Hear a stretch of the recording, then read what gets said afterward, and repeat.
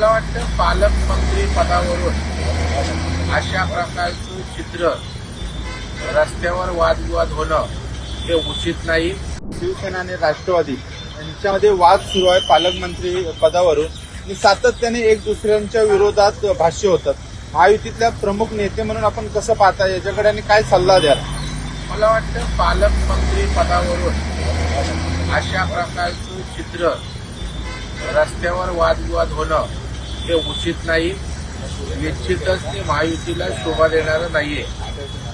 कारण महाराष्ट्रातील जनतेनं मला काय मिळावं तुला काय मिळावं यापेक्षा महाराष्ट्राचा विकास व्हावा या भूमिकेतनं जनाधार मोठ्या प्रमाणावर महायुतीला दिलाय।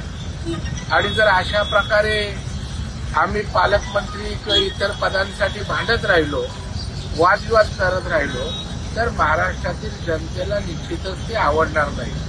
आपल्याला जे काय हवंय, जे काय म्हणणं आहे ते पक्षाच्या चौकटीत सांगू शकतो, महायुतीच्या नेत्यांमध्ये चर्चा होऊ शकते, पण एवढा हमरीतुमरीवर रस्त्यावर उतरून पालकमंत्री म्हणजे आपल्या जीवन मरणाचा अंतिम विषय आहे असं वागणं उचित आहे असं मला वाटत नाही।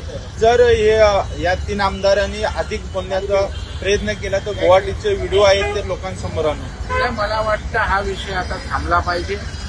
राज्याचे मुख्यमंत्री त्याचबरोबर अजित पवार, शिंदे साहेब एकत्र बसून या संदर्भात निर्णय घेतील, पण एकमेकांची उणीधुणी काढणं मला वाटतं योग्य नाही, हे थांबलं पाहिजे।